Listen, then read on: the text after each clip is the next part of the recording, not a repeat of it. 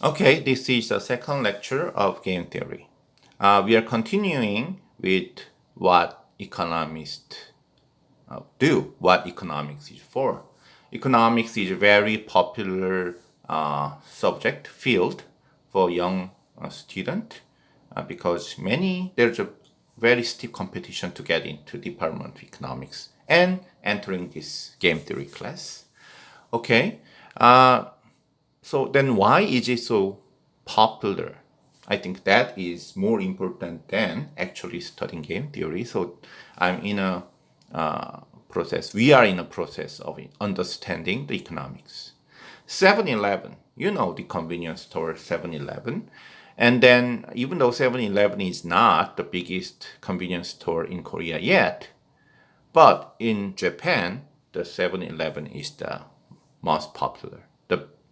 But then the CEO of 7-Eleven in Japan, of course, is a very powerful man.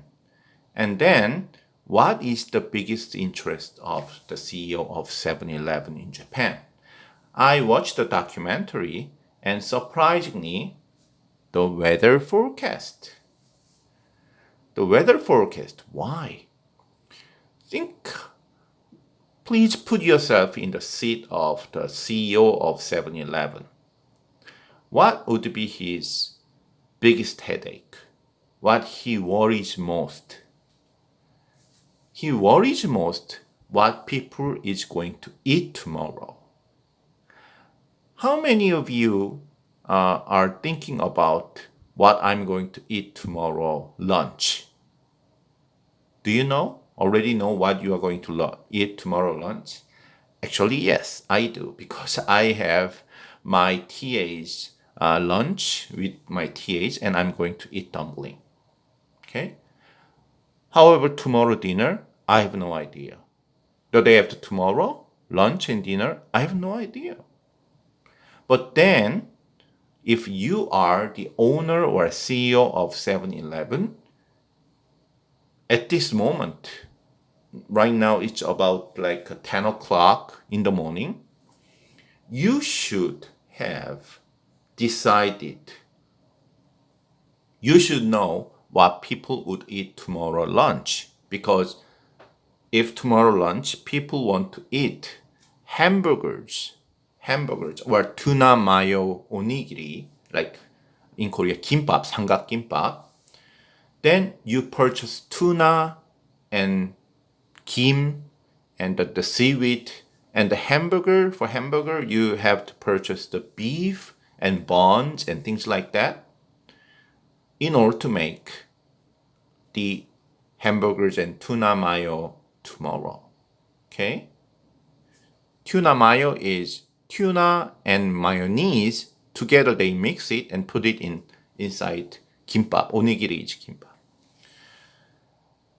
If you make a mistake in prediction, you think tomorrow in Shinjuku, 10 hamburgers and 10 tuna mayo onigiri 삼각김밥 would be sold.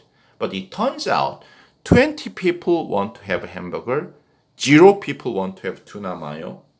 What would happen? The 10 tuna mayo you have made would be thrown away because nobody eats. It lasts only one day, so you throw away. Oh, losing money. Hamburgers. At least you sell the 10 hamburgers because 20 people want it. Are you happy? No, because out of 20 people, 10 people can hamburgers, and the other 10 people found out, oh my God, the 7-Eleven does not have a hamburger anymore. They ran out. So what do? They go to the Family Mart for hamburgers. Some other convenience store, CU or GS25, that's Korea, but Family Mart or some other convenience store. Then you are losing your customer. So if you make a first prediction, like tuna mayo, you overestimate the consumer, then you waste the tuna mayo.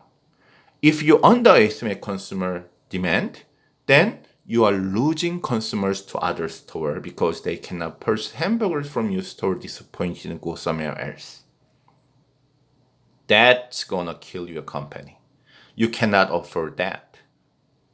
So wrong forecast means lower profit.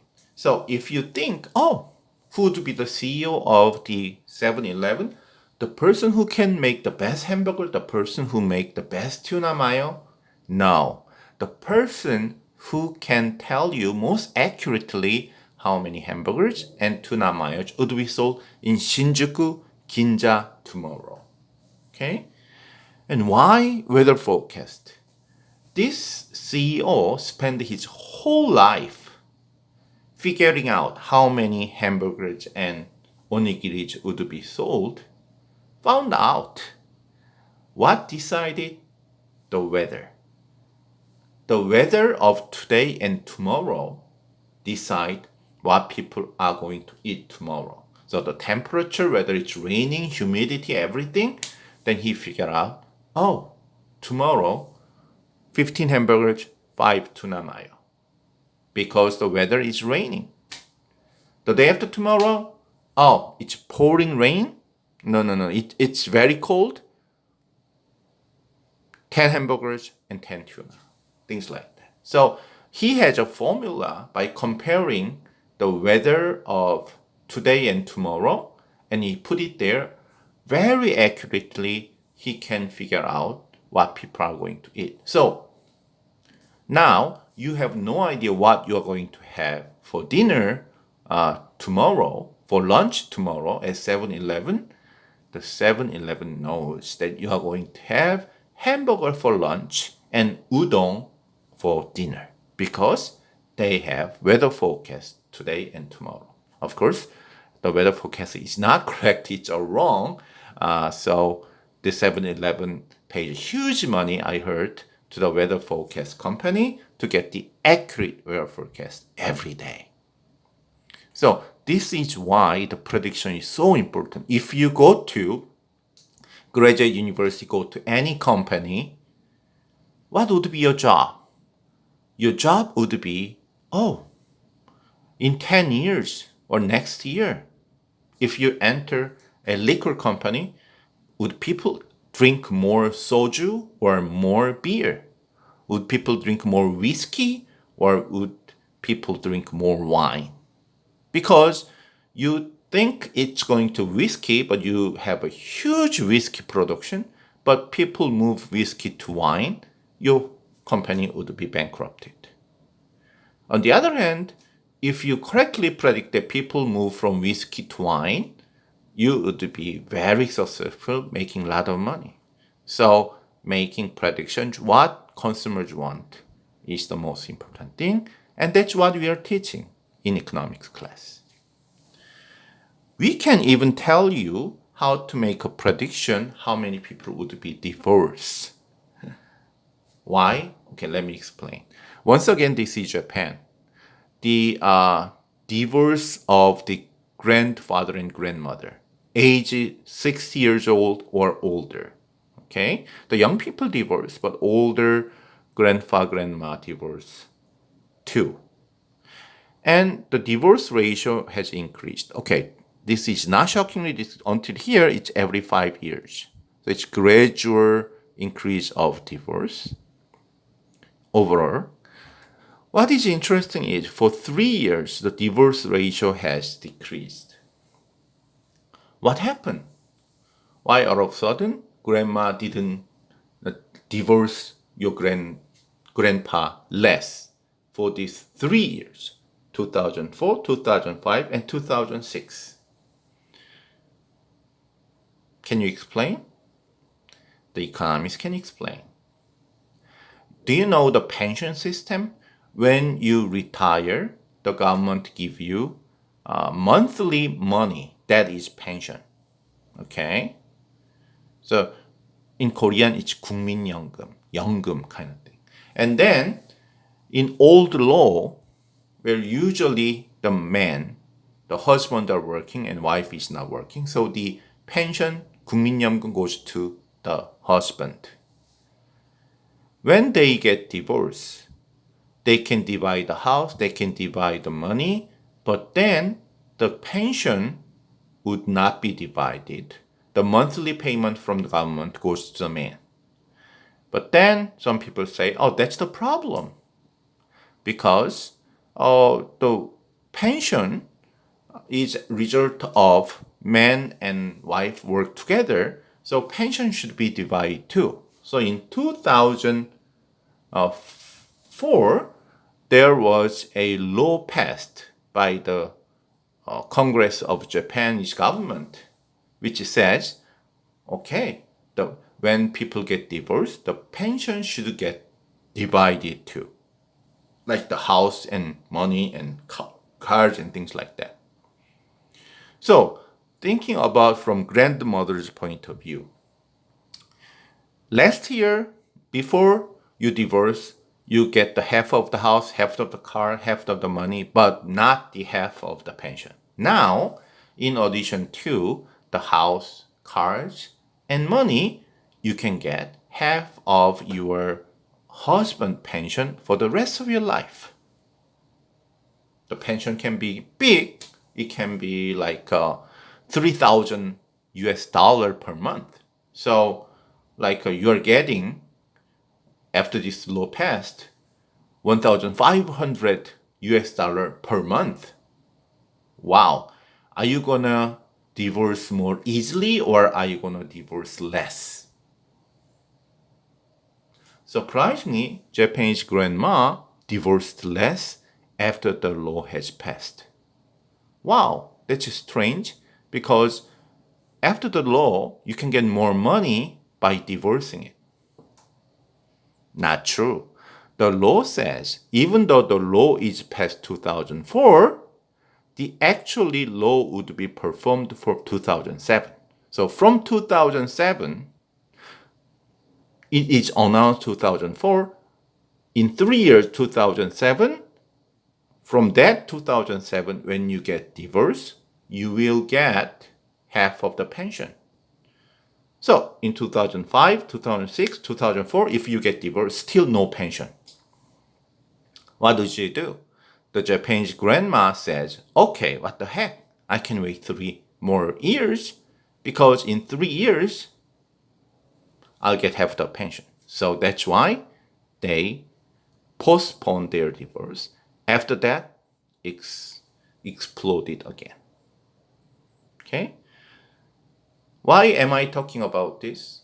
When somebody want to predict the divorce ratio, how many divorce would be happening, what is important? Why economists predict it well?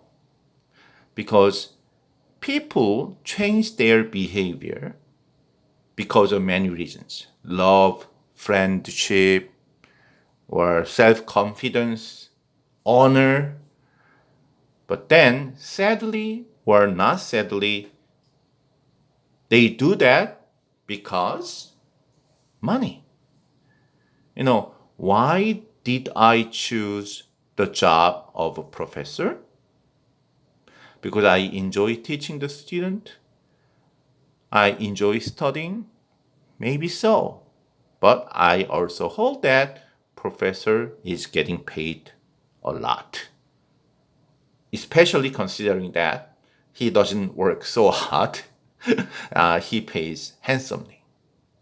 Why do you want to go to Samsung instead of the small company around your area? The small company may give you more family-like thing. The Samsung will kill you, torture you. You have to work very hard. Why do you want to be a doctor? So many people want to be a medical doctor. Come on, they work their butt off. They come to the hospital 7 o'clock in the morning. They never go home. But still, so many people want to be a doctor. Why? The doctor gets a lot of money. So, what I'm telling you is, historically, the person who can make correct predictions, accurate predictions, become a hero. They lead the history. They are treated well.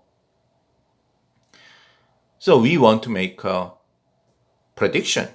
We want to be a fortune teller of this modern era. And why the economists are the best fortune tellers? Because human beings behave with the incentive to make more money. So if you understand money, you can make prediction what people would do. So that is very important thing about making prediction, understand money. That's why the economists are famous to make a good predictions because they understand the money. What economics can predict?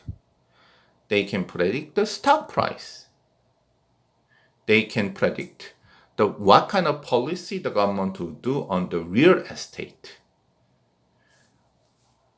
Also, they can predict what my enemies would do tomorrow, or my wife is doing behind my back, or what my husband doing behind my back. Sad but interesting topic. When North Korea shoot the nuclear missile next month? Would they really do that? That's also the interest of economists. So, if you are studying economics, you are in the business making prediction on these things. Okay, let's solve the real game. The game would be played by two friends, Tom and Bill, and Tom here has a choice. If he choose stop, it stops. If Tom choose go, it moves to the sideway, and next Bill has a choice. So whenever people choose stop, they have 5 chances. The game ends. If they take go, it can go all the way to here. So if the first number is, let's say, $1 million and 0. If Tom stops at first, Tom makes $1 million and Bill gets 0. But if they keep going on, Tom makes 5 million, Bill makes 5 million.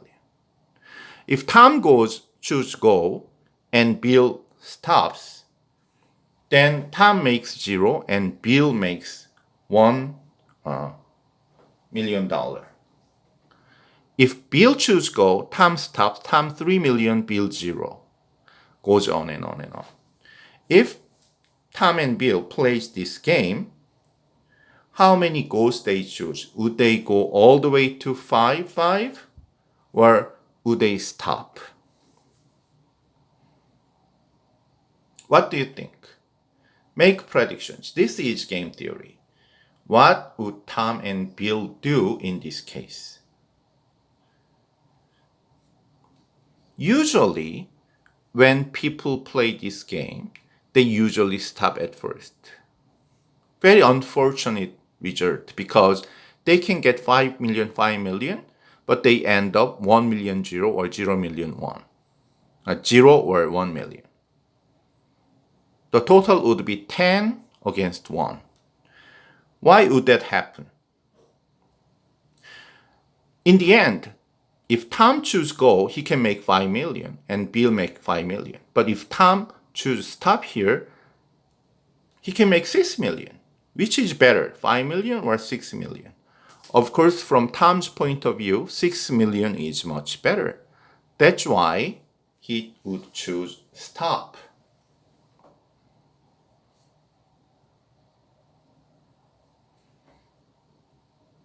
So it breaks down all the way to here. Because from Bill's point of view, if he choose go, Tom probably stops and Bill will make 3 million.